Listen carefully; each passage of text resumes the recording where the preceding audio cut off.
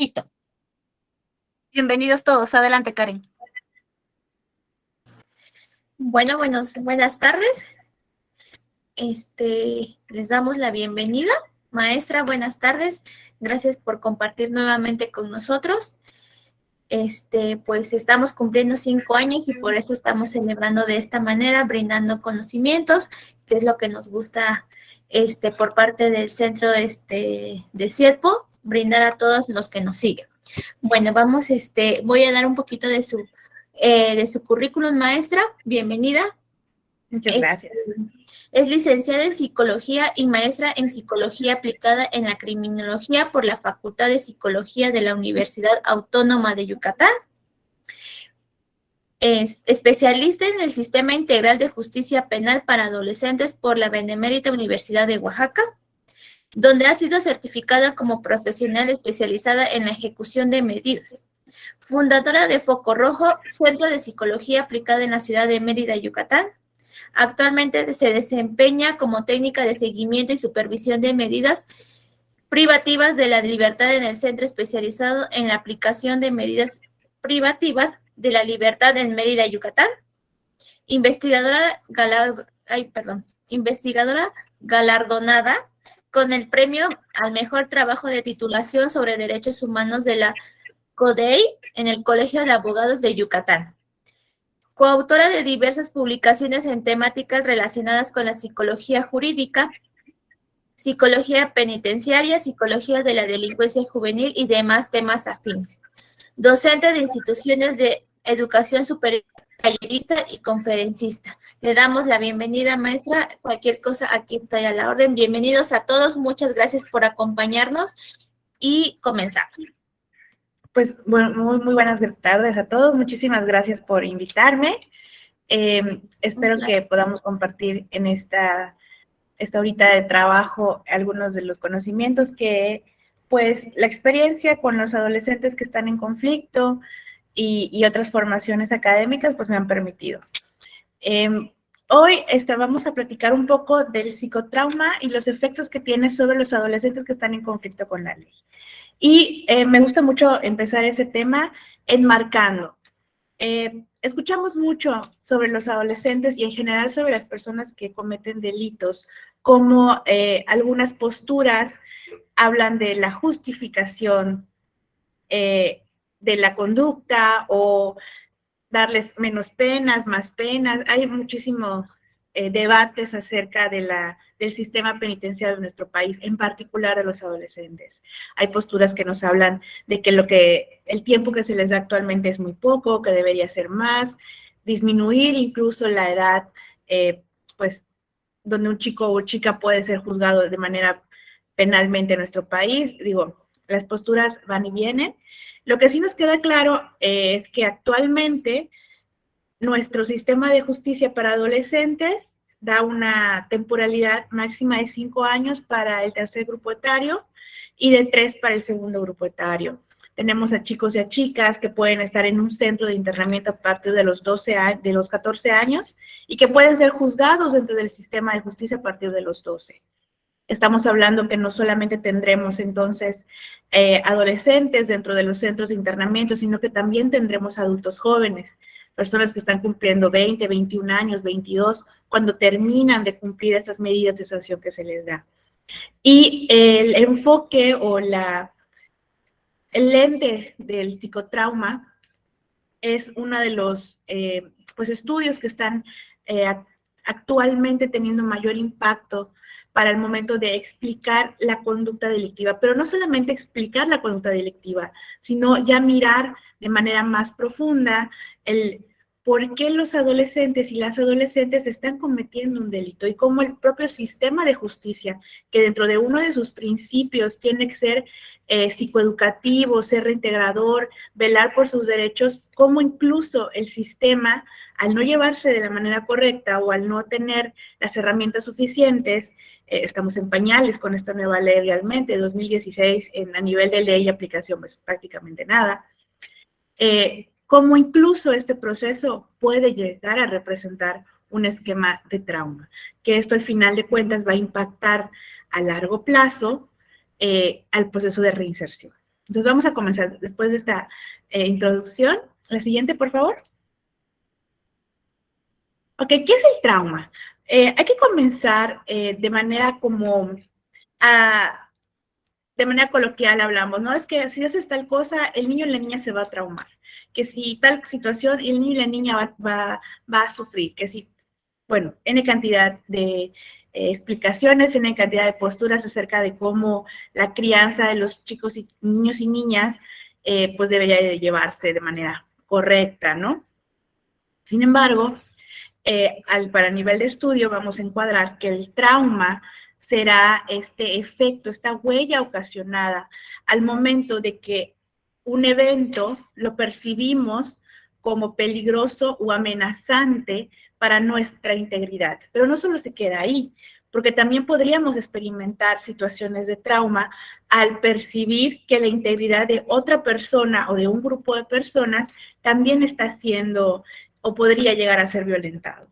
Entonces, evidentemente, cuando un niño o una niña se encuentra en la presencia, por ejemplo, de violencia intrafamiliar, a lo mejor a este niño o niña no le golpean de manera directa, pero sí presencia o tiene esta percepción de que el padre o la madre, cualquiera que sea el agredido en este caso, puede tener en peligro su vida. Y esto empieza a generar estas huellas. ¿Por qué? Porque entonces el trauma quedará marcado, dado que la capacidad de amortiguamiento de las personas se ve superado. Digo, como personas adultas, sufrimos diferentes eventos en nuestras vidas y vamos amortiguando, vamos acomodando las situaciones, vamos acomodando los aprendizajes de cada situación buena o mala en nuestras vidas. Ahora pensemos esto en un niño o niña de 6, 7 u 8 años. Cuestionémonos cuáles son estas habilidades o cuál es esta capacidad que tienen para el amortiguamiento de estos eventos que son tan agresivos hacia ellos. Entonces, obviamente entendemos que los niños y las niñas van a tener procesos diferentes, procesos que están en maduración. Y es por eso que al momento de hablar de trauma o al momento de que identificamos o pensamos que una persona puede sufrir de algún tipo de secuela, lo ideal es ir a hacer pues retrospectiva en la vida de este niño o niña. Que se convirtió en este adulto con el que estamos trabajando, porque de una u otra manera ahí vamos a poder encontrar cómo ha estado los eventos traumáticos a lo largo de sus vidas. Entonces, resumiendo, el trauma va a ser todo evento que percibimos como amenazante y que al mismo tiempo no tenemos las capacidades de amortiguar los efectos de esta amenaza. Obviamente, en algunas ocasiones esta sensación o esta percepción va a provenir de una fuente de peligro real, pero también podría venir de una fuente que no necesariamente tiene evidencia de realidad. Por ejemplo, hay algunos estudios de niños, sobre todo en Europa, que han hablado mucho de esto, donde se les han hecho investigaciones con ellos a nivel de entrevista, a nivel de historias clínicas, de que no presenciaron los atentados, por ejemplo, del tren de Madrid, pero tuvieron estas secuelas. Seguían teniendo y presentando la sintomatología que podemos asociar a eventos traumáticos. Entonces, el peligro, la sensación de peligro, la percepción de peligro, podría no venir necesariamente de esta fuente objetiva, real y cercana. Podría ser un evento más alejado, que afecte a otras personas y que incluso no haya tenido que estar presente, pero deja la huella por el impacto social que este evento pudo haber tenido. ¿Ok? La siguiente, por favor.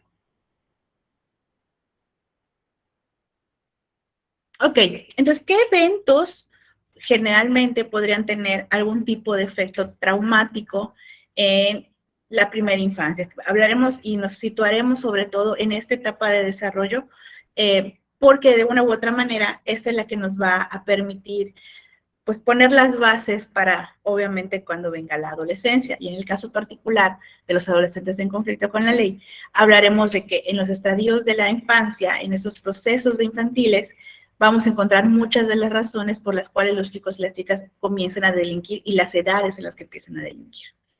Entonces, ¿cuáles serán estos eventos que podríamos percibir como traumáticos o que tendríamos que tener los ojos muy atentos cuando sepamos, escuchemos o cuando estemos hablando con un adolescente y que nos cuente alguna de estas cosas. Obviamente todos los procesos de abuso. Cuando hay violencia psicológica, emocional, física, sexual contra el niño o la niña, o en su caso, como habíamos dicho, a un tercero cercano. La violencia intrafamiliar, evidentemente, es uno de los eventos que más efectos puedan llegar a tener en los niños y en las niñas, porque van de la mano de este abuso. La negligencia, este proceso de descuido y abandono de las niñas y los niños, que si bien sabemos, los que hemos trabajado como en este campo, que muchas veces decimos, no, pues es mejor que esté alejado de los papás, o que bueno que se fueron porque eran más violentos. Sí, pero no podemos olvidar que en la mente infantil, en la percepción infantil, el abandono o el ser separado de padre y madre va a dejar una huella que puede llegar a ser traumática si no se le da un cuidado adecuado de dónde va este niño o niña. Si entra a una institución, si entra con otro familiar, si va a haber cercanía. Entonces, hay como muchas esferas que hay que mirar cuando hablemos de negligencia, sobre todo de cuando tenemos que separar a los niños y las niñas de sus familias. Obviamente, todos los procesos de violencia que puedan tener, como el acoso escolar, la violencia con familia nuclear o extendida, cuáles los aspectos de acoso no son necesariamente en la escuela, sino en todos estos espacios donde el niño o la niña pueda convivir, ya sea con adultos o con pares, ¿no? Y obviamente los espacios comunitarios. Ahí, pues, por ejemplo, el racismo es uno de estos efectos de violencia que podemos encontrar, que los niños que sufren de esto, pues van a tener ese tipo de secuelas, ¿no? De una u otra, sí, nos ponemos a recordar un poco algunas estructuras infantiles, pues de la autoestima, el autoconcepto, y que de estos evidentemente se van luego a desprender la autoeficacia, se va a desprender el autocuidado, se va a desprender incluso la autorregulación. Es aquí donde el efecto de violencia va a tener mayor pues impacto, porque los niños y las niñas van a terminar pensando que pues son culpables de esto, algo hice para que ellas o ellos me violentaran de una u otra manera. Por lo tanto, también esta situación comunitaria de violencia también pues nos va dilucidando, ¿no? Cuando hablamos de adolescentes, chicos o chicas, al menos en la realidad para nuestro país, vamos a tener, pues, que están generalmente situados en contextos donde hay escasez, ¿no? Donde hay mucha violencia comunitaria, donde tienen acceso a incluso armas de fuego, que están siendo reclutados constantemente por el crimen organizado o por algunos grupos delictivos organizados de adolescentes o de adultos. Entonces, el contexto comunitario, ahí podemos encontrar que un niño o niña esté constantemente sometidos a estos contactos con comunidades violentas, también va a generar algún tipo de secuela. También, como les decía, ¿no? Los desastres naturales que a veces pueden ser peligrosos de forma directa si estás en la zona afectada, pero también entra terrorismo, pero también entra la guerra, pues incendios o cualquier tipo de evento climático que el niño o la niña pueda percibir que pueda ser lastimada o lastimado, que su familia puede estar en peligro, aunque no necesariamente esté cercano a ellos, ¿no? Y pienso mucho, ¿no? El tema, por ejemplo, ahora de la guerra de Irak, ¿no? Cómo se manejó esta información de forma abierta, informando a las personas, pero también nos olvidamos de que probablemente hubieron niños y niñas escuchando estas noticias, niños y niñas que no dimensionan la distancia que tiene Irak de nosotros, o que tiene el Oriente, o que no tiene como esta visión que permita que el niño o niña dimensione si puede o no ser lastimado. Al final de cuentas, cuando estos eventos como los desastres afectan directamente a los niños y las niñas, vamos a mirar temores muy grandes y muy desproporcionados, que así es como de las primeras secuelas de los niños y las niñas. A veces miedos totalmente poco dimensionados, incluso para los niños, comienzan a presentarse, ¿no? Temor constante a salir a la calle, incluso el miedo a la idea de poder irse a otro espacio o la constante necesidad de que se le repita que está seguro. Podría ser una de las sintomatologías o que los niños están buscando como este amortiguamiento. Y nos lleva también un poco a la reflexión. Bueno, que cuando sentamos a un niño o una niña a escuchar una noticia, ¿se le explicamos? ¿No se le explicamos? Preguntamos si está entendiendo lo que está escuchando.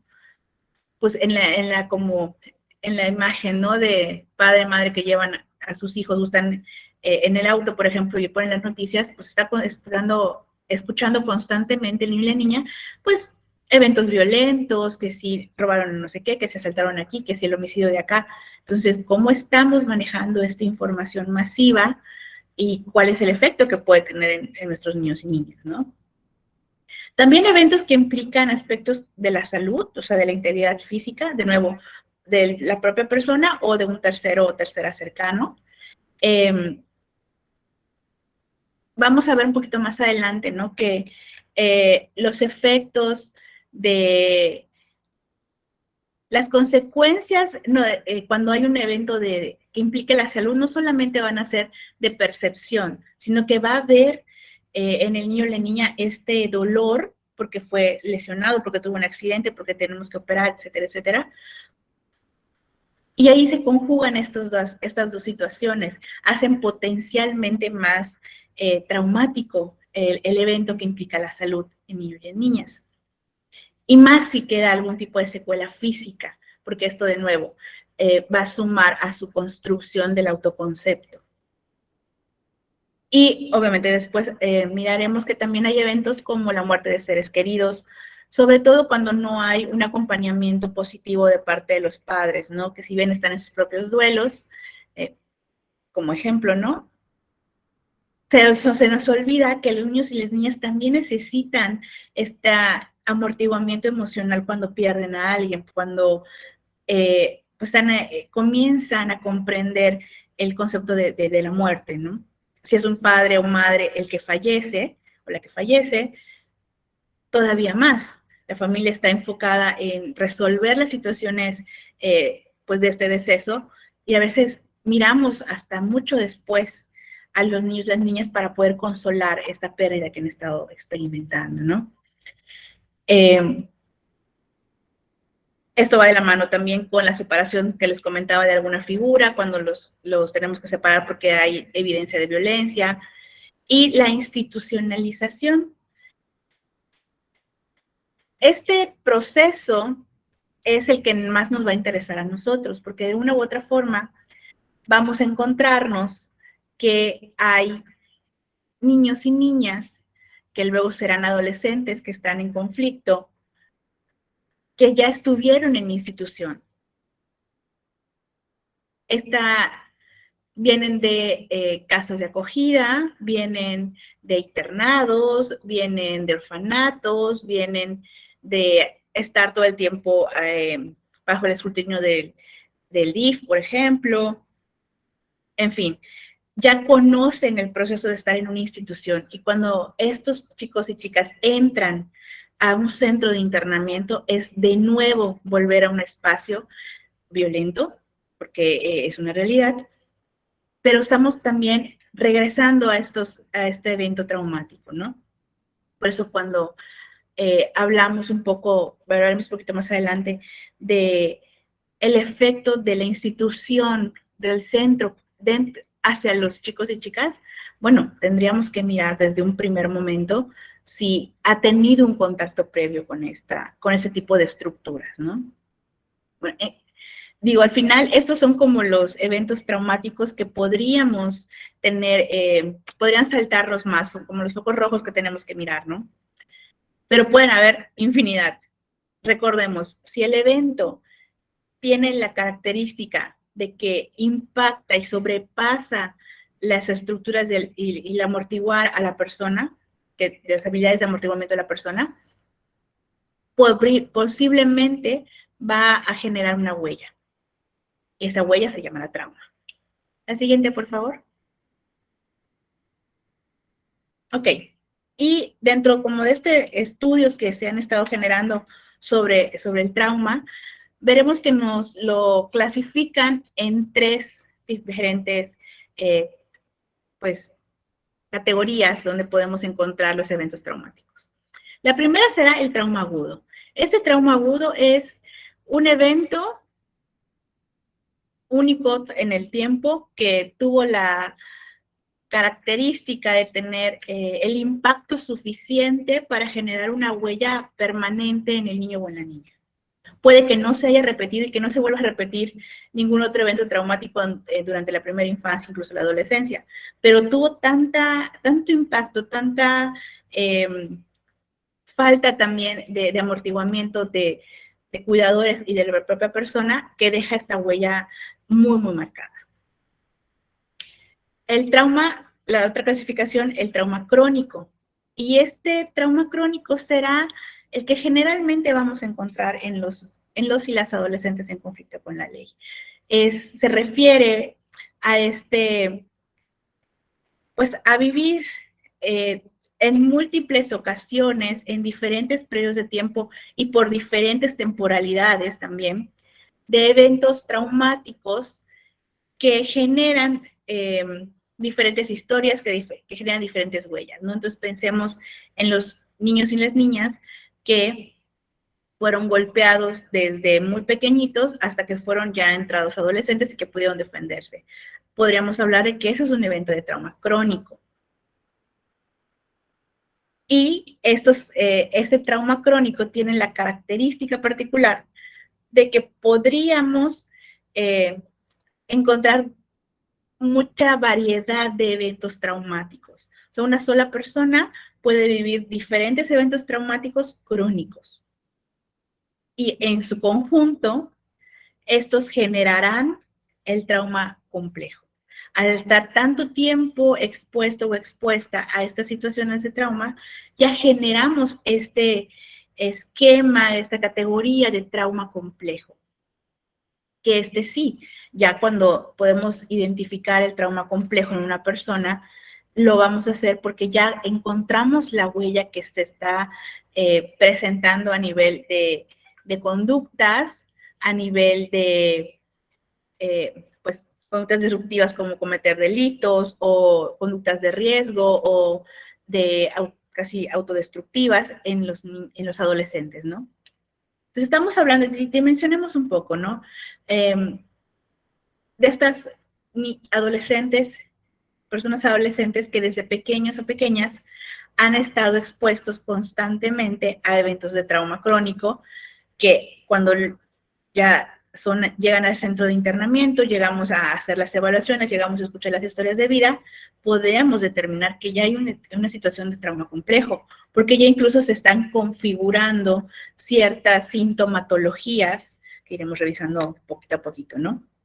Pero de una u otra manera, estas personas han estado pues, toda su vida en situaciones que los han victimizado, hasta el punto que ya los miramos dentro de las instituciones, siendo ellos los que victimizaron a otra persona, o incluso pues, a nivel social, ¿no? Como es la situación de los delitos contra la salud, que es un impacto social, ¿no?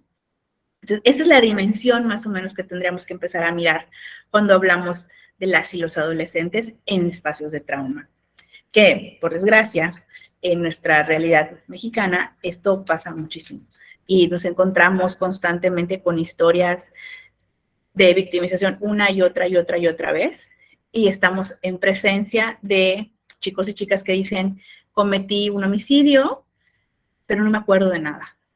Y podríamos en algún primer momento pensar, bueno, no está mintiendo, no me quiere decir lo que pasó. Aquí sería regresar y cuestionarnos qué evidencias puedo yo tener de que hay un efecto de trauma complejo, que realmente este adolescente en conflicto no puede recordar el evento que pasó, porque ya tiene un tema de disociación. Entonces, vamos a seguir con la siguiente diapositiva, por favor.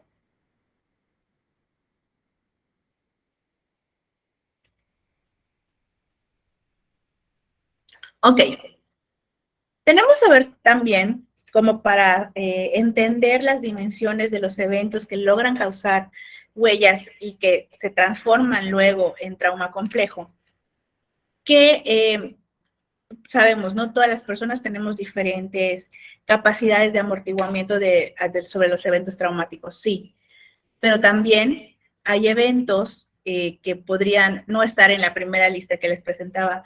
Sin embargo, debemos estudiar las situaciones que se estuvieron presentando. Entonces, es importante cuando estamos intentando evaluar trauma, escuchar la historia incluso varias veces, si la persona lo permite, para que podamos identificar las piezas claves y poder determinar el impacto de estos eventos. Dentro de los factores que van a facilitar que un evento se convierta en trauma crónico y trauma complejo posteriormente, será la naturaleza del evento.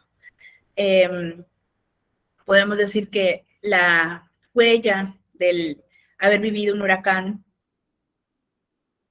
va a ser menos profunda que la huella del trauma por haber sido abusado sexualmente.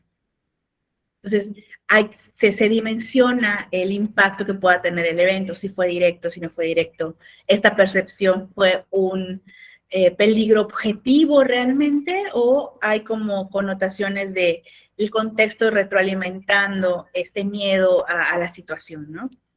También tendríamos que saber cuál pues fue esta respuesta subjetiva, las habilidades del niño o de la niña para poder amortiguar estos eventos y poder pues acomodar pues las enseñanzas o la experiencia de manera positiva o negativa, que tendrá que ver con las habilidades también de afrontamiento.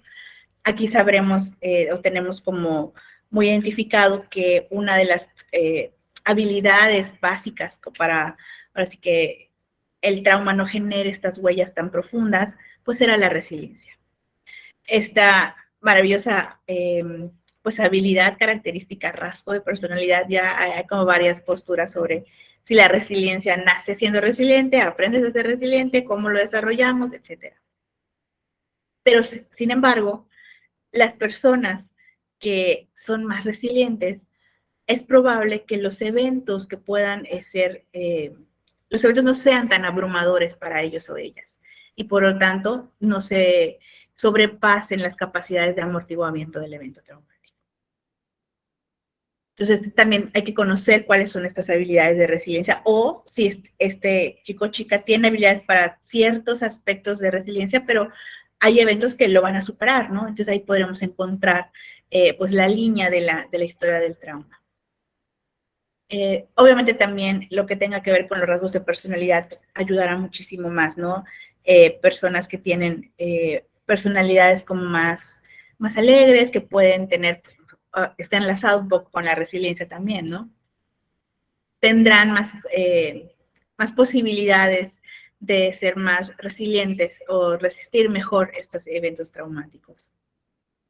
El nivel de exposición, volvemos a lo mismo, ¿no? Si es un evento agudo, será pues, una vez y a lo mejor podemos trabajar con esta otra vez, pero por esta única vez. Sin embargo, si estamos hablando luego de eventos que de una u otra manera se han estado presentando constantemente y son cercanos y se genera esta pues violencia tan grande contra los niños y las niñas, evidentemente van a generar muchísimo más secuelas de trauma. Y también pues este sistema de apoyo que podríamos tener, observar en la familia, que podríamos observar ya sea nuclear o extendida, si hay adultos, hubieron adultos que pudieron ayudar a sobrellevar esta carga del evento, ¿no? Y también si la persona que ejerce eventos de trauma, que es la que facilita que haya estas situaciones de trauma, es parte de esta red de apoyo, ¿no? Entonces los eventos, podemos decir, ¿no? Que los eventos de violencia física, sexual o psicológica que son ejercidos por algún miembro cercano de la familia, van a ser los más que desarrollen huellas de trauma, van a ser aquellos que generen muchas más secuelas. Sin embargo, también nos encontraremos con la ambivalencia de los niños y las niñas que son algunas veces violentados o violentadas, que quieren seguir en contacto con los violentadores o las violentadoras, porque de una u otra forma, esta es su red de apoyo. Entonces, también ahí vamos a notar estas secuelas de revivir los efectos del trauma constantemente y cómo serían los efectos y si estas secuelas probablemente un evento agudo, crónico, de trauma crónico, de trauma agudo, perdón, pero si mantenemos el contacto con esta persona que ejerció la violencia dentro del sistema familiar, bueno, tal vez podríamos estar configurando de manera ingenua, ilusa, un trauma crónico, que luego podría ser un trauma complejo, porque empiezan a entrar todos los mecanismos que a partir de, mecanismos más sociales, que a partir de los eventos traumáticos van generando, que es cómo ve la gente, cómo me perciben las personas, cómo me percibe este sistema de apoyo de que yo haya sido violentado por alguien. Volvemos a lo mismo, pensemos en niños y niñas que se están configurando apenas estas estructuras de su autoestima, su autoconcepto, su autovaloración, ¿no? La siguiente, por favor.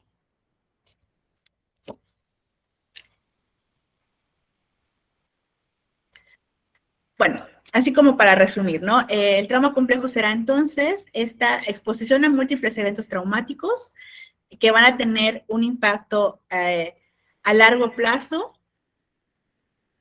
que tienen efectos en el desarrollo, que ahorita abondaremos un poco en el tema del desarrollo, y que ocurren con frecuencia en el contexto del niño o de la niña. A esto nos vamos a referir cuando hablemos de trauma complejo.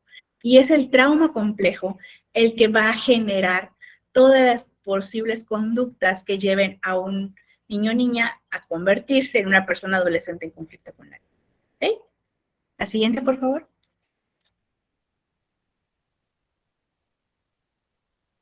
¿Cuáles son entonces estos efectos? ¿Cuáles son estas huellas de las que he estado hablando? Para empezar, vamos a encontrarnos con que va a haber dificultades para la vinculación emocional. En la mayoría de los adolescentes que podemos identificar con trauma complejo, que están en los centros, al menos de internamiento, va a haber siempre un proceso complicado al momento de vincular. Y esto no solamente va a impactar en ellos vinculando con sus grupos cercanos, sino que a nivel de institución y a nivel de reinserción y de procesos de reeducación, impactan de manera negativa, porque de una u otra forma los chicos no logran vincular con el personal con el que trabajan.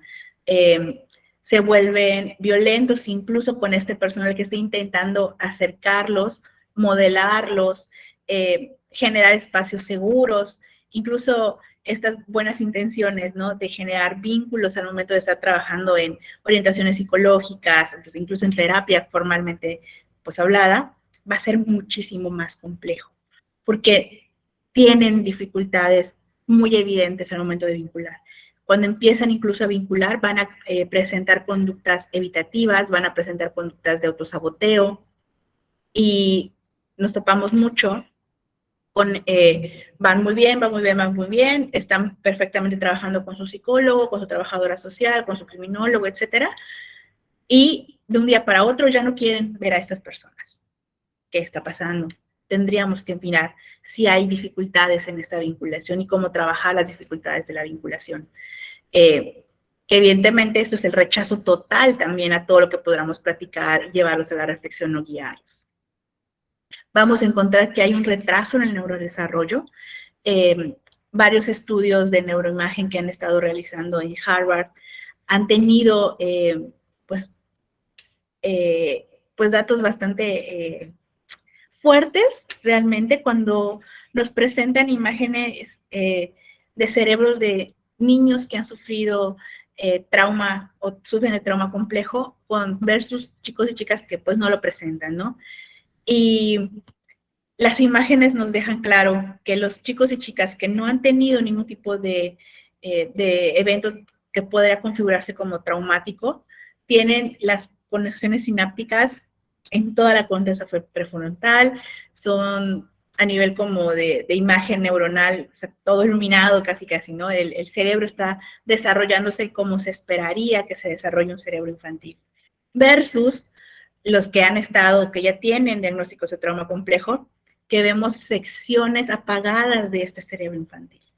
Hay la pérdida estructural de sinapsis, hay el poco desarrollo de estructuras, sobre todo en la corteza prefrontal, que es pues donde ahora sí que nos vuelve lo que somos, ¿no?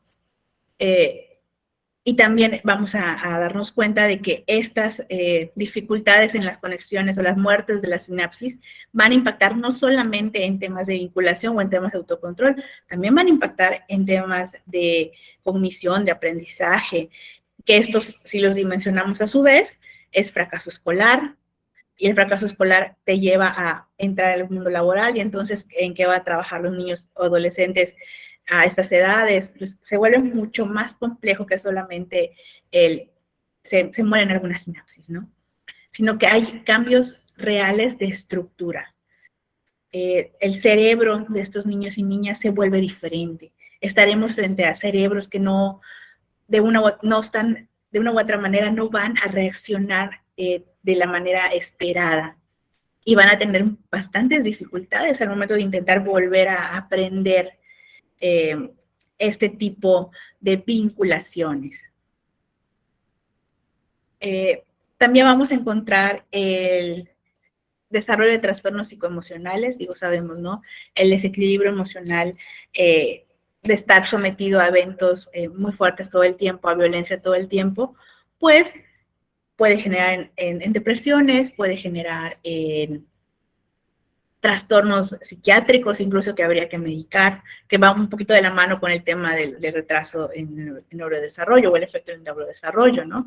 Sabemos que en trastornos psiquiátricos están muy correlacionados a situaciones de, pues de dificultades o de estructuras diferentes a nivel neuronal, ¿no? Entonces va de la manita.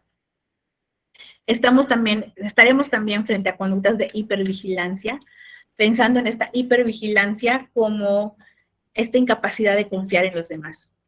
Los niños, niñas que luego se vuelven adolescentes que tienen trauma complejo, están todo el tiempo atentos a si algo en el ambiente los pone en peligro, si alguien los va a atacar, si alguien está buscando hacer algo en contra de ellos, ¿no? Y yo siempre recuerdo a los chicos que puedes estar hablando con ellos, de repente cambia tu rostro porque te distraes o algo así, y enseguida te preguntan, ¿te molestaste?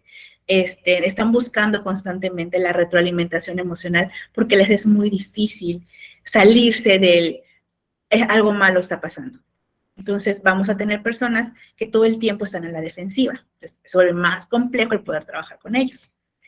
También vamos a tener presencias de trastorno de estrés postraumático. Es muy triste, ¿no? Pero hay como estadísticas que nos hablan de que un estudio realizado en Estados Unidos con adolescentes que estaban en las instituciones de reclusión ahí, tenían el mismo número de síntomas que de los veteranos de guerra, en casi el 70% de la población que se investigó en ese momento.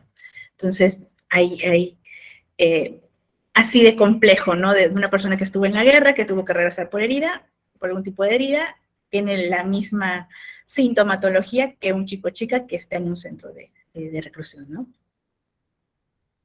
La hipervigilancia va un poquito con el tema de la percepción de peligro. Están todo el tiempo mirando si alguien los va a atacar. Es muy común en los centros de internamiento las riñas o los incidentes porque me miro feo, me levantó la voz, es que esa mirada que me dio me estaba retando, cuando no necesariamente está ahí, pero ya hay esta costumbre y hay esta mala lectura de pues nuestra percepción distorsionada, ¿no? Van a tener tendencia de uso y abuso de sustancias y también las tendencias relacionadas a las conductas disruptivas. Hablo aquí de conductas disruptivas para no meternos ahora tanto en el tema como si antisociales o delictivas, pero de una u otra forma son conductas disruptivas, van a ir en contra de la norma, van a ir en contra de la regla, que luego esto podría ocasionar, y muchas veces ocasiona, que cometan delitos. Lo siguiente, por favor.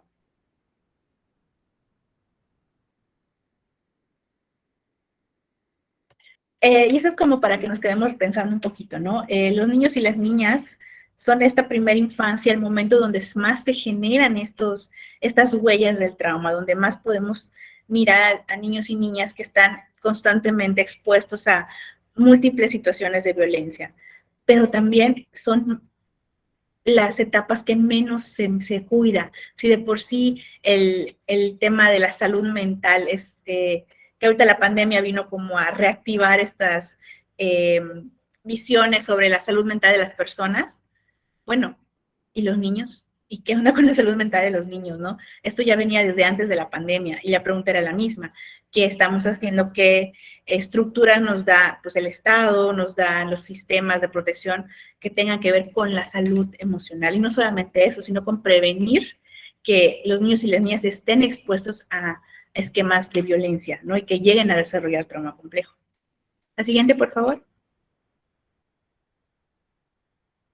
Un poquito de los efectos ya como más entrando en el tema de adolescentes, que tendrá que ver con, hay afectaciones en las estructuras de la corteza prefrontal que tendrán que ver con las capacidades de las funciones ejecutivas, con la regulación emocional. También vamos a tener que hay alteraciones y hay distorsiones en esta percepción del peligro, en estos mecanismos de huida o lucha que de manera instintiva tenemos, ¿no? Y pensaríamos, bueno, que no hay tantos efectos, pero sí, estos estudios de neuroimagen han señalado este cambio en la sinapsis de la amígdala, que es esta parte tan instintiva en los seres humanos. ¿Qué quiere decir esto? Un niño o niña que sufre trauma complejo, que su cerebro, su estructura neuronal cambió, se distorsionó, en estructuras tan profundas de nuestro cerebro como la amígdala, tan instintivas,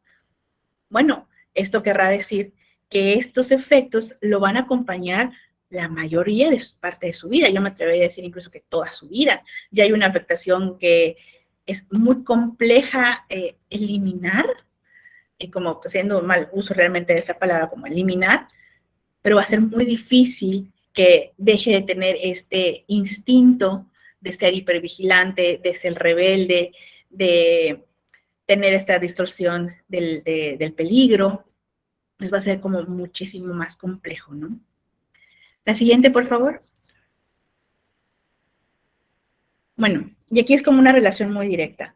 Niños y niñas que han estado expuestas o expuestos a situaciones de violencia y que desarrollaron trauma complejo, los podemos traducir claramente a conductas disruptivas y conductas de riesgo. Son los dos aspectos que definitivamente van a estar entrelazados. Es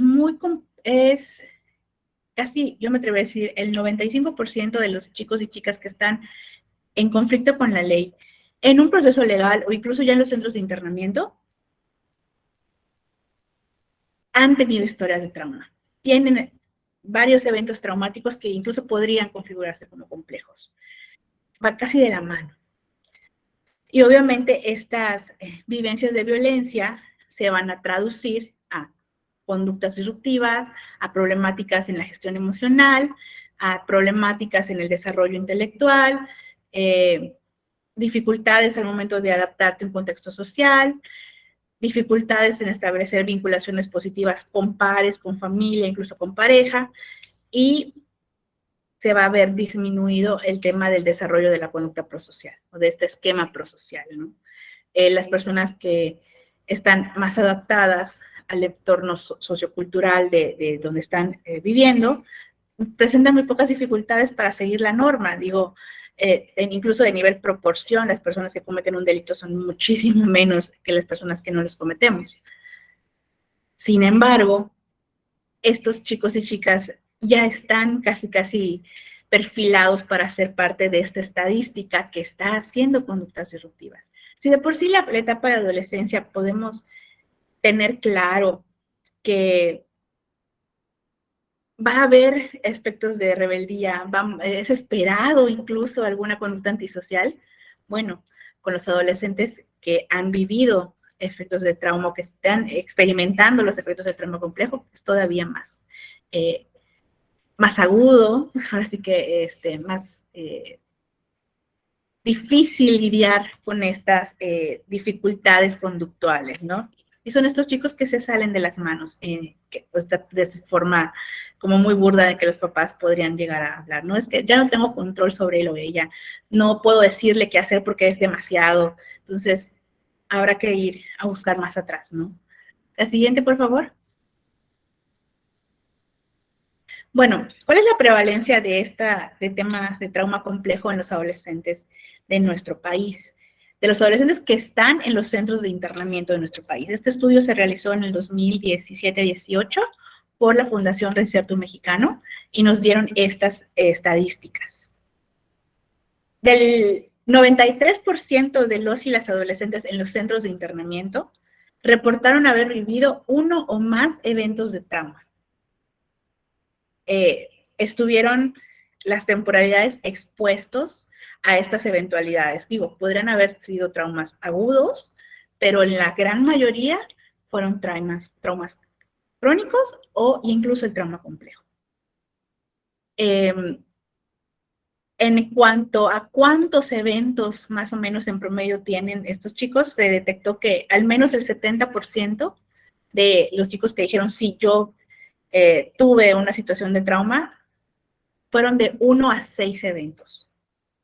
Y estos eventos pudieron haber sido desde familiares que están en la cárcel, vivir el divorcio de los padres, familiares que tienen problemas de abuso de sustancias, la negligencia y el abandono. Esos son los 4 más que tuvieron mayor porcentaje de prevalencia.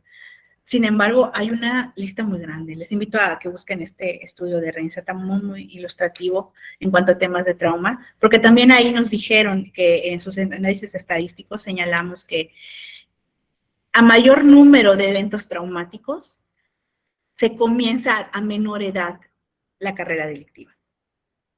¿Qué quiere decir esto? Si un chico o chica ha vivido estos 6 eventos en promedio, su edad de inicio de vida delictiva fue de 12 o 13 años. Y así vamos disminuyendo, ¿no? En general, ¿no? Los adolescentes que están, al menos en estos periodos de tiempo, desde el 2018 para aquí, en los centros de internamiento, habían estado constantemente en presencia de eventos de trauma, eventos que pueden configurarse como trauma complejo. Lo cual, les decía al principio de esta conferencia, no es justificar el por qué están haciendo conductas disruptivas, es entender de dónde pueden provenir estas conductas disruptivas y sobre todo cómo los programas de intervención tienen que mirar estos esquemas de trauma para poder ser sensibles a la individualización de los programas de intervención, ¿no? Que es una cosa que maneja la ley como muy clara.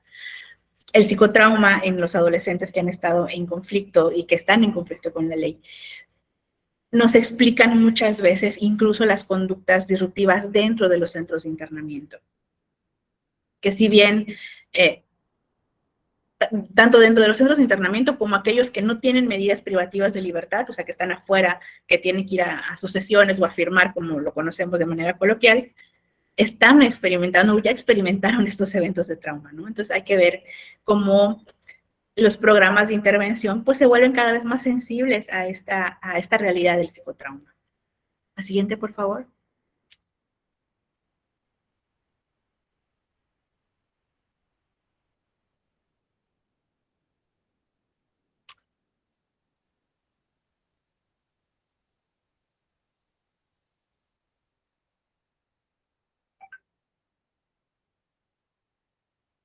Ok, sí, se me fue un poquito la pantalla, disculpen. Bueno, estos mismos adolescentes, que son el caso mexicano, a lo largo de la vida han experimentado diferentes situaciones que van desde, como ven ahí, ¿no? El abuso físico, el abuso emocional, el abuso sexual, la violencia en la comunidad, haber sido ellos primeros víctimas, incluso de otros delitos, la violencia doméstica, las pérdidas, el que hayan sido agredidos lesionados físicamente, en que hayan sido víctimas de trata de personas, que hayan sido partícipes de accidentes graves, que hayan tenido secuelas incluso físicas, bueno, en fin, que hayan estado constantemente viviendo y experimentando situaciones que generaron el trauma complejo en ellos. No se queda ahí. Cuando llegan a un centro de internamiento, el hecho de estar en contacto con el sistema de justicia también en sí mismo es un esquema de trauma. También en sí mismo va a representar un evento que va a dejar huella de una u otra forma, ¿no? Y ya hablando como de sistema de justicia, lo ideal es que se amortigüe este efecto de trauma, de ser parte de un centro de internamiento, de recibir una medida de sanción, incluso de tener una medida que ellos solamente tengan que venir a firmar. Ya estamos hablando de violencia institucional que querramos o no querramos, y puede haber un cuidado de las autoridades impecable, sigue presentándose, porque los centros de internamiento siguen siendo espacios de violencia, ¿no? Siguen siendo espacios donde es muy hostil el ambiente, aunque no querramos. No estás en tu casa, no estás en tus comodidades, a lo mejor no es la comida que te gusta comer, tienes unas reglas que antes no tenías. Todo esto se va generando también como un evento traumático. Y a medida que el personal técnico que trabaja con estos chicos y chicas haga para disminuir estas posibles secuelas, bueno, mejor será el tratamiento, porque evitaremos una huella más del psicotrauma, ¿no? Al final de cuentas, dentro de los esquemas de seguridad, como es un centro de internamiento, repito, habrá reglas, habrá cateos, habrá revisión de espacios, que esto es invasión totalmente a la privacidad, ¿no? Y si recuerdan, una de las síntomas es esta hipervigilancia. Si yo sé que constantemente pueden venir a revisar mis cosas, voy a estar todo el tiempo a la defensiva. Si yo sé que la persona que trabaja conmigo, que quiere verse muy buena persona conmigo, que quiere ser mi amigo, que quiere acercarse a mí, pero al mismo tiempo cuando subo a una audiencia me dice todo lo malo que yo hice, estoy reforzando este pensamiento de que no puedo confiar en nadie. Entonces, ahí es donde entra cómo tenemos que trabajar y disminuir estas secuelas, ¿no? Cómo explicamos, cómo los hacemos partícipes también de que el centro tiene unas reglas que la persona tiene que aprender a cumplir para que pueda no recibir una sanción, y de por qué tenemos incluso que platicar con los juzgadores de lo que trabajamos en las sesiones. Pero es todo un proceso que tenemos que tener la sensibilidad constante para podernos retroalimentar como personas que trabajamos con los adolescentes en conflicto, para parar y decir, ok, te voy a explicar esto para que lo dimensiones y para que no generes esta percepción de riesgo, ¿no? La siguiente, por favor.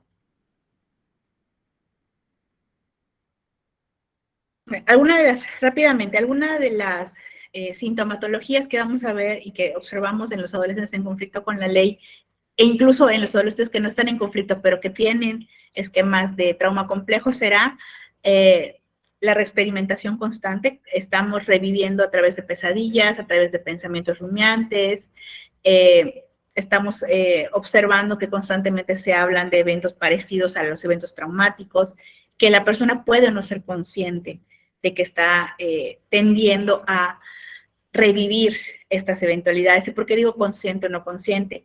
Porque a veces me ha pasado mucho con las chicas, por ejemplo, que han sido víctimas de algún tipo de delito sexual, que buscan parejas abusivas y siguen queriendo mantenerse en parejas abusivas, ¿no? Entonces está de una u otra forma reviviendo de manera muy inconsciente estos procesos de trauma, ¿no? Que es parte también de estos conceptos de autodestrucción y autosaboteo, ¿no? Están buscando patrones que saben que las van a lastimar porque ya la experimentaron anteriormente, ¿no? Están en esta constante experimentación. La hipervigilancia y la hiperagitación, que van muy de la mano, están constantemente a la defensiva, siempre están suspicaces, esos intentos de manipulación, yo digo como manipulación entre comillas, porque están intentando que sentir que están seguros, que tienen el control de alguna forma, a través de hacer trueques de, me voy a portar bien si tú me das esto, voy a dejar de gritar si ustedes me permiten hacer tal cosa. Están intentando regresar a tener el control para disminuir este estadio de inconformidad y de sensaciones como negativas de la hipervigilancia y la hiperagitación. Maestra, aquí nos pregunta Maricruz Romero, ¿ahí podría entrar la indefensión aprendida? Sí, claro, sí, totalmente. Sí, este fenómeno tampoco, bueno, yo pensaría que es un poco conocido realmente, ¿no? No importa ya cuál es el caso de que yo me esfuerce en mi proceso de reinserción, si al final voy a salir y no va a pasar nada, va a seguir todo mal. Claro, sí, tiene que ver totalmente podría estar muy relacionado con el temas de huella de trauma complejo. Porque al final de cuentas, esta persona que tiene estos pensamientos pesimistas constantemente, está volviendo a ser autodestructivo, está volviendo a ser autosaboteador, que de alguna u otra forma, si sale con este pensamiento, va a regresar a los espacios comunitarios de violencia o familiares de violencia y va a volver a repetir las conductas que lo llevaron a cometer un delito en primer lugar, ¿no? Pero ya ahí ya escalaremos a que ya no va a ser en el sistema de adolescentes, va a ser en el sistema de adultos, que implica todo otro proceso de violencia, ¿no? Sí tiene que ver, está muy, muy relacionado. Otra de las sintomatologías será elevación y la insensibilidad.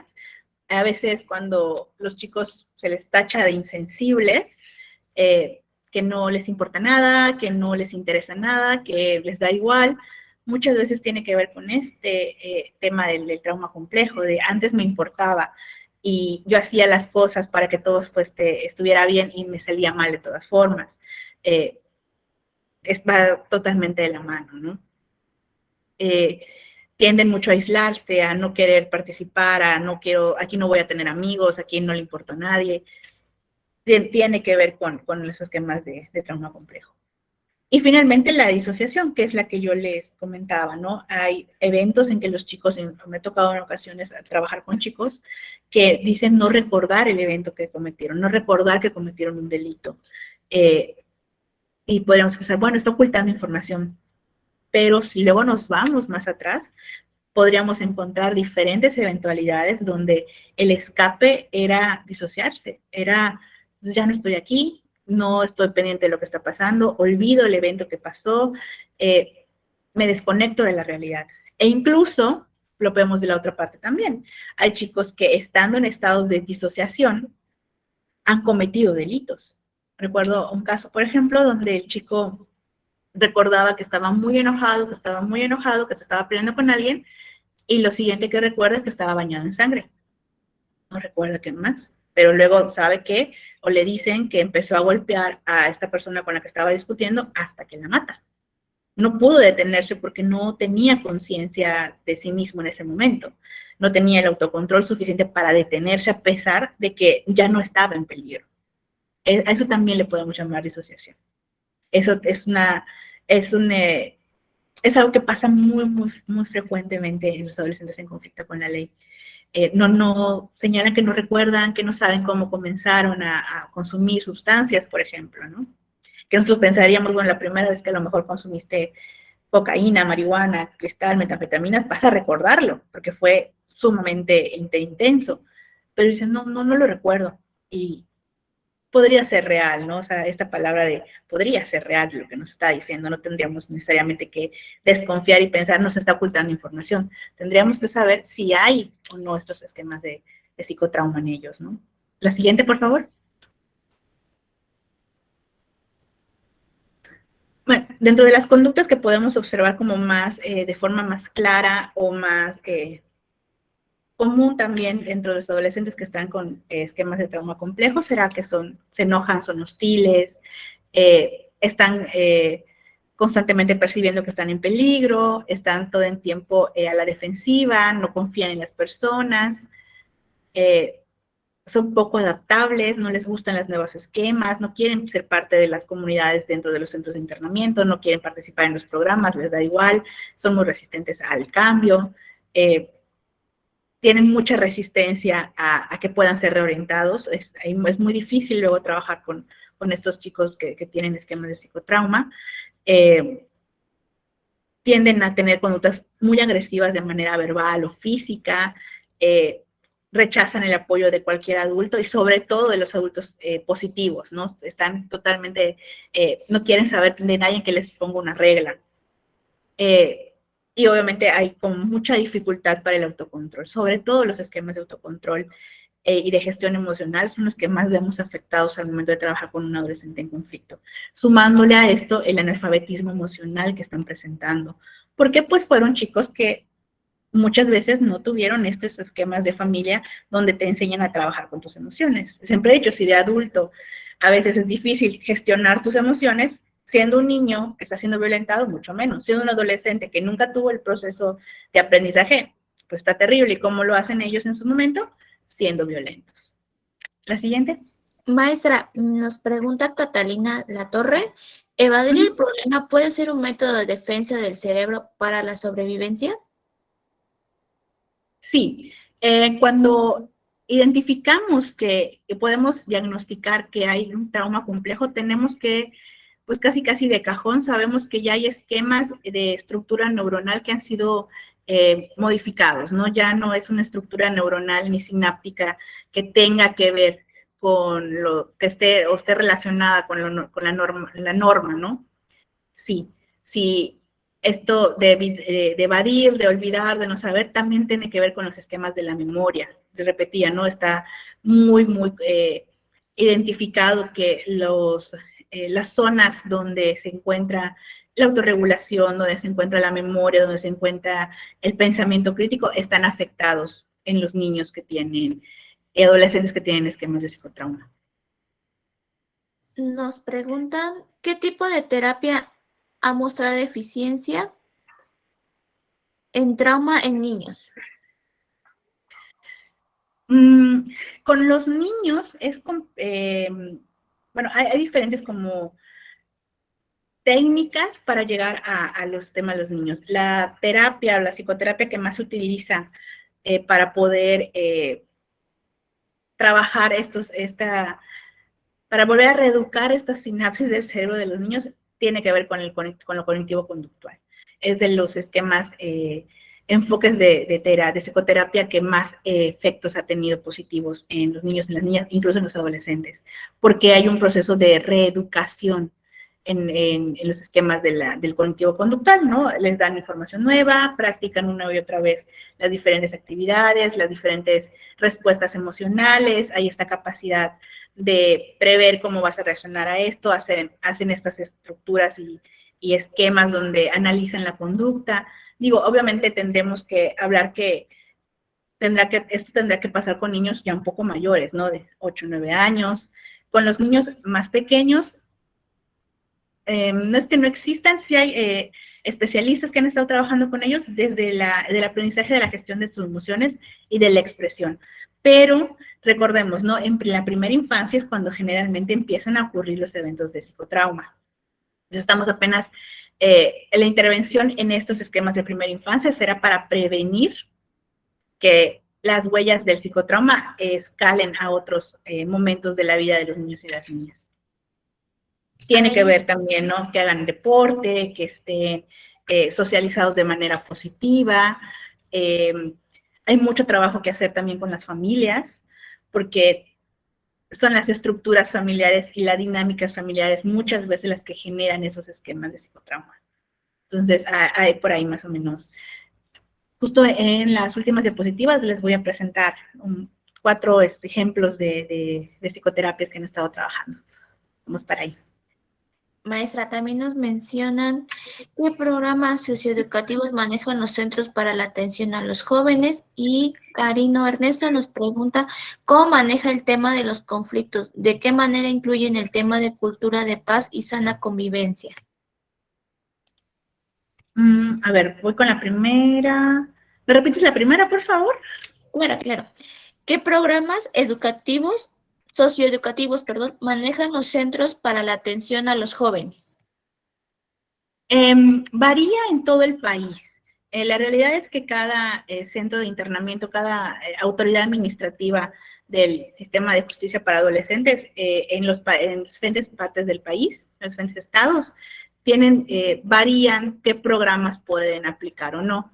Lo que sí está como muy marcado, porque incluso la ley lo señala, son esquemas socioeducativos, psicoeducativos, que tengan que ver con formación escolar, que tengan que ver con intervenciones psicológicas, que tengan que ver con deporte y sano esparcimiento, integración familiar y los esquemas de justicia restaurativa. Esto la ley nos deja muy clarito, justo en los artículos 28, 30, 29 y 30, nos habla de la necesidad de este tipo de intervenciones. Y de ahí lo que pueda ser socioeducativo que entren esquemas para fortalecer la educación, vamos desde que estén en clase, que tengan servicios de biblioteca, de ludoteca, de multimedia, servicios de, no sé, clases externas de inglés, o sea, en esquema como educativo, ¿no? Que sigan estudiando, es como la finalidad de esto, ¿no? Y a nivel psicológico, desarrollo como integral, emocional, los diferentes psicólogos que están incrustados en los centros de internamiento, pues tendrán sus propios enfoques. La gran mayoría trabajamos desde los esquemas cognitivo-conductuales, dado que está pensado para que haya una resolución de problemas, para que haya una psicoeducación de diferentes aspectos, ¿no? En el caso particular de Yucatán, que es donde yo me encuentro ahora, hay desde talleres de violencia, de género, de sexualidad, incluso aquí tenemos formación laboral, por ejemplo, van a talleres de herrería, de sastrería, digo, hay varias, el esquema es muy grande, es tan amplio como las posibilidades y la individualidad de cada estado. ¿El siguiente? Sí. Había otro, es un comentario. En Chile se incorporan a la formación escolar normal, se crean talleres de gobierno para que todos, a través de la música, deporte, las artes, tienen acceso a internet, cable, Netflix, etc. Sí, Chile es uno de los países junto con Madrid y Barcelona, me parece, que están hablando de comunidades abiertas, así se les denomina. Estas comunidades donde lo que menos buscan es que los chicos estén aislados o separados de su comunidad, ¿no? Entonces van por la mañana los esquemas de trabajo o escuela, pues como cualquier chico o chica, y luego regresan a esos esquemas de comunidades abiertas donde reciben su terapia, los ayudan en la escuela, están socializando. Es un esquema muy innovador, ha tenido muy buenos resultados. Por desgracia, nuestro sistema de mexicano, les decía, 2016, apenas estamos viendo este cambio de paradigma que garantiza los derechos. Por ahí vamos, ¿no? Ahora hay mucho más chicos que están en esquemas de externación, que tienen medidas donde tienen que ir a recibir tratamiento, pero están en sus casas, están en escuelas, los mandatos judiciales dicen que tienen que trabajar, que tienen que estudiar, etcétera.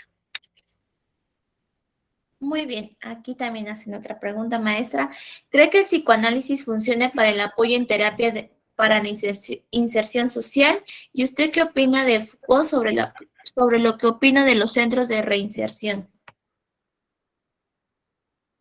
El psicoanálisis, debemos recordar que incluso desde los principios del psicoanálisis en sí mismo, tiene que tener ciertas características. El psicoanálisis pensado como en estas estructuras, digo, desconozco mucho del tema, sinceramente, ¿no? Pero lo que sí puedo decir es esto.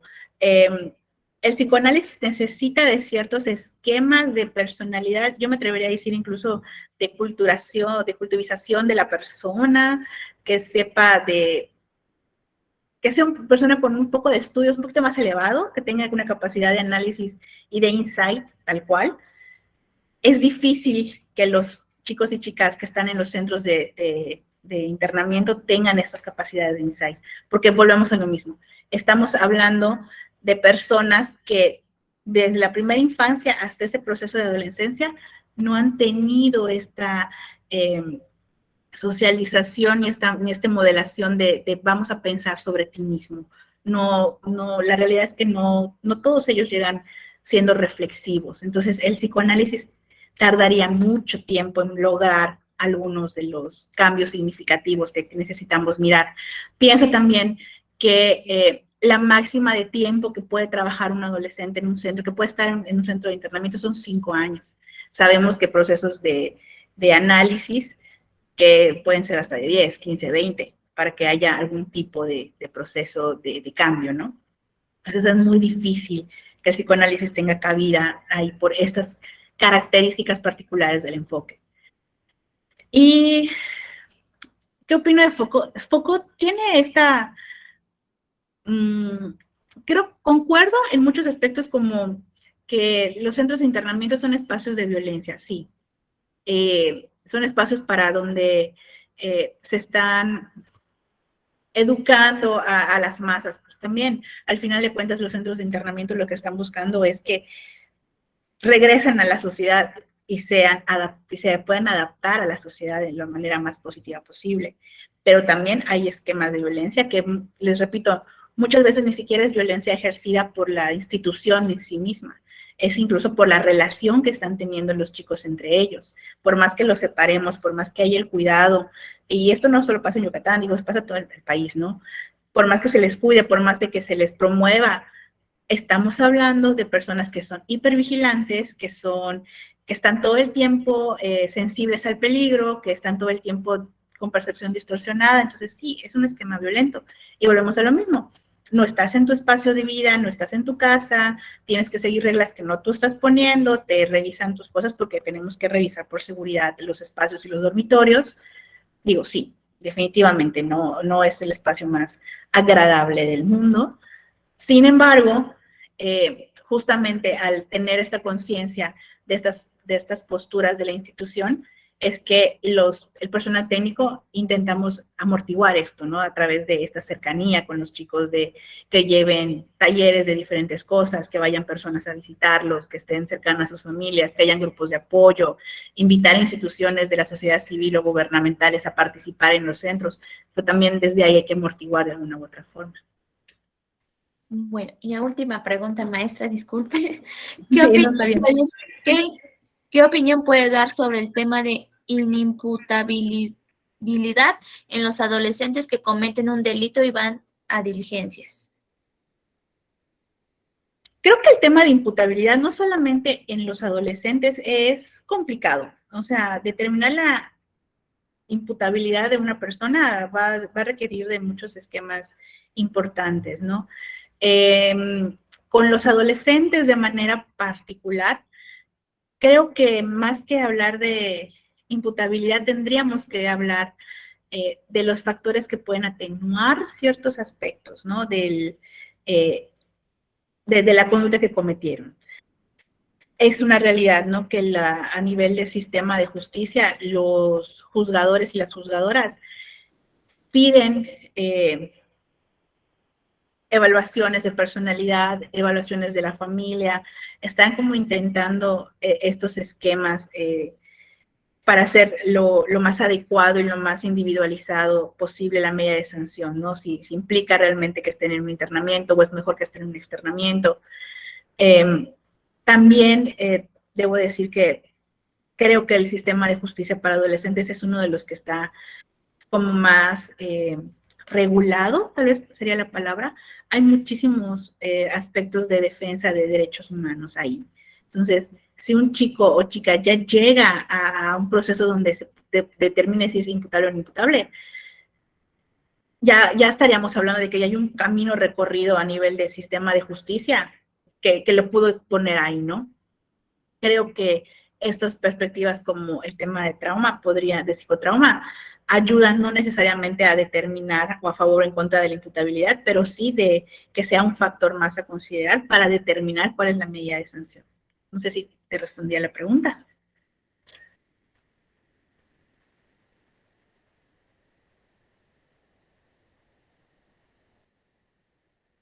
¿Alguna más? No, continuamos para culminar.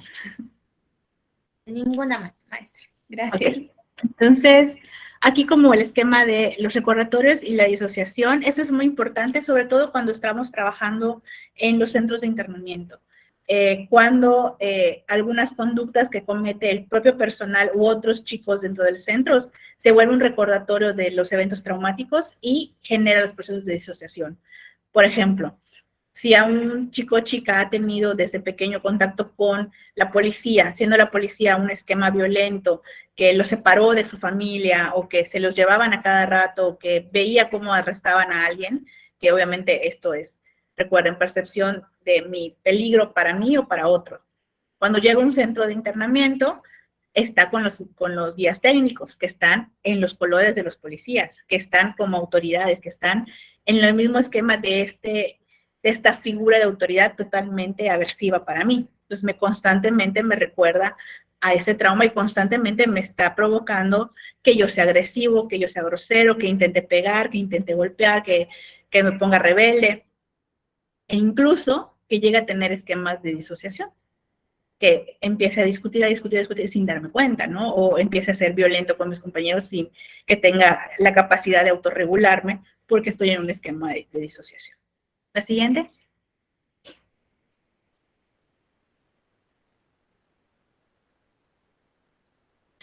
Aquí me voy como rápido, ¿no? En los adolescentes vamos a determinar que sabemos que hay secuelas muy parecidas a las secuelas generales del trauma complejo.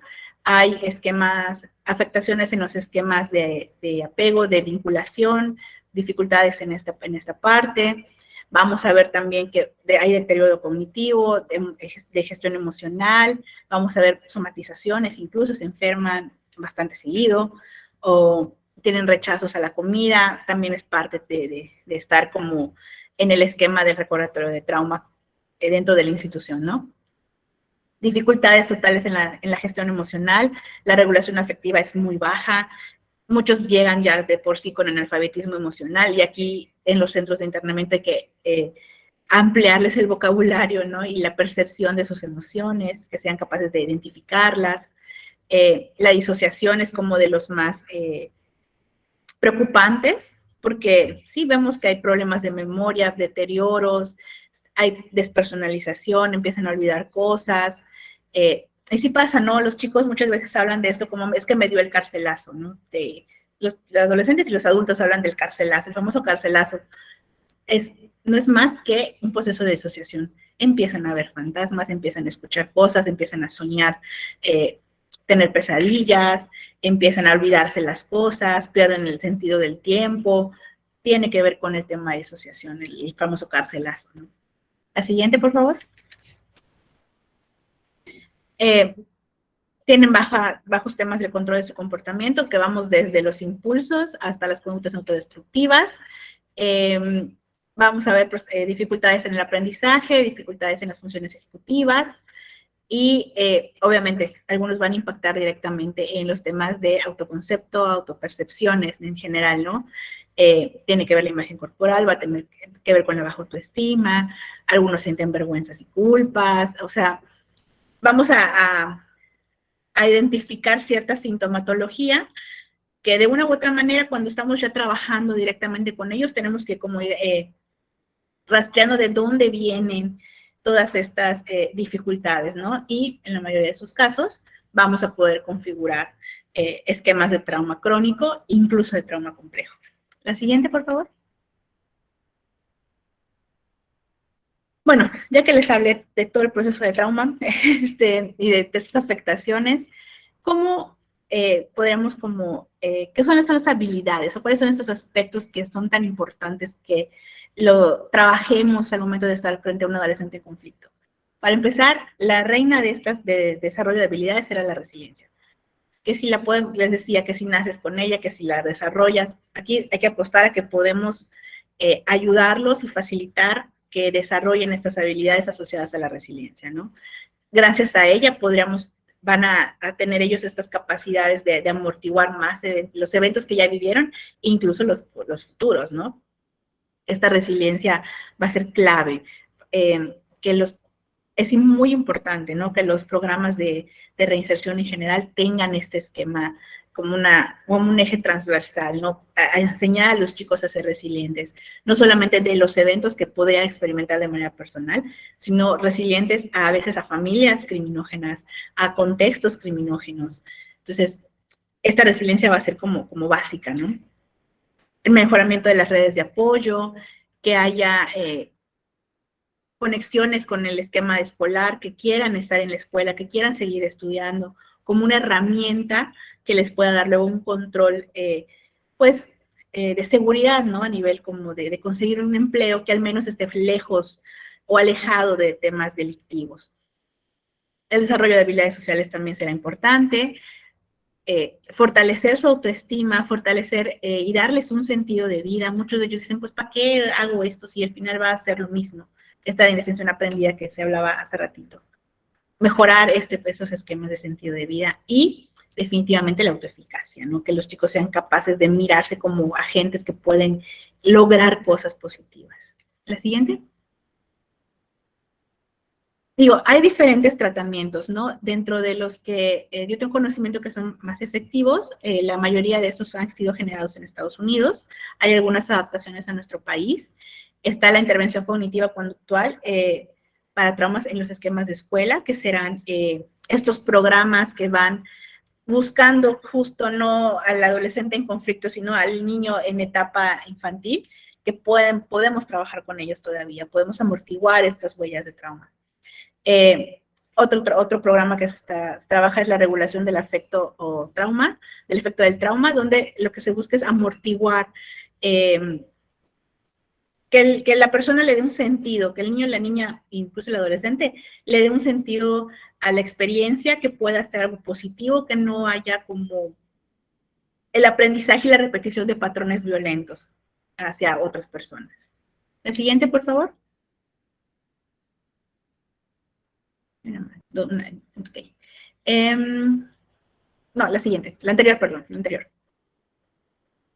Les decía, ¿no? El tema de la terapia cognitivo-conductual es de las que más ha probado eficacia por la misma estructura del tema cognitivo-conductual. Aprendes una habilidad, la pones en práctica, resuelves un problema que sea lo más rápido para la persona, que deje de tener estas sensaciones de desagrado. Evidentemente también el psicotrauma asociado al aprendizaje de nuevas habilidades, pues le dará más herramientas para ya no volver a ser victimizado en el futuro al niño y a la niña. Entonces, tiene lógica que sean estos esquemas terapéuticos los que ayuden a amortiguar esos esquemas, amortiguar estas huellas de psicotrauma. Y este modelo de santuario, que es un modelo muy bonito, que implica muchísimo gasto económico, porque es llevar a las familias enteras a espacios libres de violencia. Así como las comunidades abiertas de Chile y de Madrid. Aquí estaríamos hablando de espacios comunitarios donde la regulación de la no violencia es incluso para los adultos al momento de educar a sus hijos, ¿no? Les decía, estos son esquemas muy carísimos, implican muchísimo trabajo, es un esquema de 24/7, son periodos de tiempo donde están las personas aprendiendo esas nuevas habilidades de manera intensiva. Y ahora sí, la última, por favor. Y bueno, ya como para cerrar, ¿cuáles son estas consideraciones que deberíamos tener al momento de pensar en adolescentes en conflicto y psicotrauma? Para empezar, que seamos sensibles a que existen estas secuelas, que hay huellas de psicotrauma en los y las adolescentes. Muchos de ellos hablaremos ya de esquemas de trauma complejo, los cuales ya implica que haya una sintomatología que puede llegar incluso a la disociación, que estos sean considerados dentro de las medidas de sanción para que no sea un recordatorio de estos esquemas de trauma, y pues que al final de cuentas el psicotrauma y sus secuelas y la sintomatología como la disociación pueden haber sido el causante del delito, ¿no? Como el ejemplo que les daba, estoy tan enojado, no tengo esta gestión emocional, disocio y golpeo hasta que mato a alguien, ¿no? Eso tendría que tomarse en cuenta al momento de las decisiones, no solo de los juzgadores, sino también dentro de ya la autoridad administrativa de las medidas de sanción. Las adecuaciones que serían importantes considerar es esta sensibilización del sistema al tema de psicotrauma, que sea algo considerado dentro incluso de los principios de la ley, que sea mucho más claro, que se hable de que existe esto y que esté pues, regulado a nivel de ley, así como nos dicen que tiene que ir a la escuela, que tiene que convivir, que tiene que hacer justicia restaurativa. Bueno, también sería importante que se sensibilice a la ley misma sobre este esquema de psicotrauma. La evaluación del trauma que esté considerado dentro de las evaluaciones que hacen los profesionales y que exige también los juzgadores para tomar sus decisiones, que los esquemas de las autoridades administrativas contemplen que haya programas especiales para tratar el psicotrauma. Y pues bueno, dentro del esquema de los centros de internamiento, que haya modelos de intervención que estén atravesados, que tengan psicotrauma como un eje transversal, evaluaciones precisas para nuestro esquema mexicano, que sean tomados en cuenta para las estrategias de seguridad cuando los chicos entran o están en momentos crisis, que haya estrategias mucho más claras de cómo trabajar, de cómo prevenir la posible incidente asociado a un esquema de detonante de psicotrauma. Y bueno, la evaluación constante para ver si las intervenciones están surtiendo el efecto al momento de generar mayores habilidades de amortiguamiento de las huellas del psicotrauma. Pues bueno, con eso ya terminaría yo mi presentación. Muchísimas gracias. Entonces, no sé si haya más dudas, comentarios. Aquí nos comentó Catalina La Torre, ahí me dolió la respuesta, desarrollar resiliencia en él. Muchas gracias. Eso nos comentó también. Tengo un alumno que durante sus horas en la escuela su carácter es negativo para realizar las tareas. Su mundo es su celular, coloca música a todo volumen en la sala de clase y en este curso entonces podría decir que alguien lo agrede a él para relacionarse de otra manera, o estoy equivocada, molesta a sus compañeros. De nuevo, creo que al final tendríamos que hacer como todo este estudio, ¿no? Creo que el psicotrauma, al igual que muchos otros conceptos asociados a la conducta disruptiva, siempre vamos a encontrar la importancia de la evaluación. Podríamos ver esta evitación como una sintomatología, pues sí, pero también podrían ser otras cosas, ¿no? No hay que tomar de nuevo, el tema del psicotrauma como esta ventana que nos va a permitir explicar todos los temas de conductas disruptivas en niños y niñas. Pero sí es importante llevar los procesos de evaluación correctos para determinar cuáles son estas secuelas que podemos ver del trauma o cuáles son los detonantes que llevan a conductas disruptivas. A lo mejor el proceso de evitación tendrá que ver con un detonante de psicotrauma. A lo mejor le da muchísima ansiedad hacer la tarea, por ejemplo, en el salón de clase. Bueno, podríamos mirar, después de evaluar o después de entrevistar, cuál es el proceso de hacer la tarea en la casa, o si ha recibido una retroalimentación negativa al momento de hacer su tarea y fallar.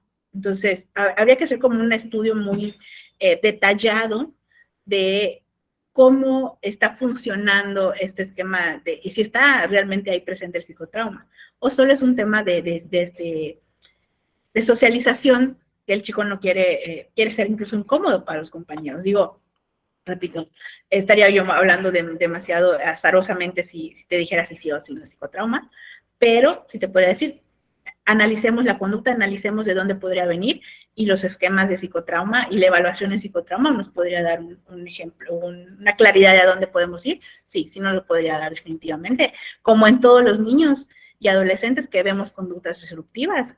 Podríamos también pensar ahí y si esto tiene que ver con trauma. Creo que es la idea también de este esquema del pensamiento de las huellas del trauma. Son todas las preguntas, maestra. A nombre de CIEDPO le doy muchas gracias por participar a usted y a todos los participantes. Queremos brindarle también un pequeño reconocimiento y ya también se lo estaremos haciendo llegar. Muchas gracias. Aquí al Centro Interdisciplinario de Estudios en Derecho y Psicología de Oaxaca, SC, otorga el presente reconocimiento a la maestra Graciela Maite Chales Cervantes por su participación como conferencista en el primer Congreso Interdisciplinario en Derecho Penal, Psicología y Ciencias Forenses con la conferencia titulada Psicotrauma y sus efectos en adolescentes en conflicto con la ley. Muchísimas gracias.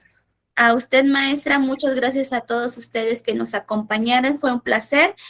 También recuerdo a todos los participantes que el día de mañana a las 5 de la tarde en sus de hora de México, de la Ciudad de México, inician los talleres simultáneos a los que se hayan inscrito. Si tienen alguna pregunta para la maestra, también todavía se puede. Maestra, estamos a la orden. Pues muchas gracias por sus preguntas, muy interesantes sus puntos de vista, y pues si tienen alguna pregunta, igual en los últimos minutitos podríamos resolvérsela.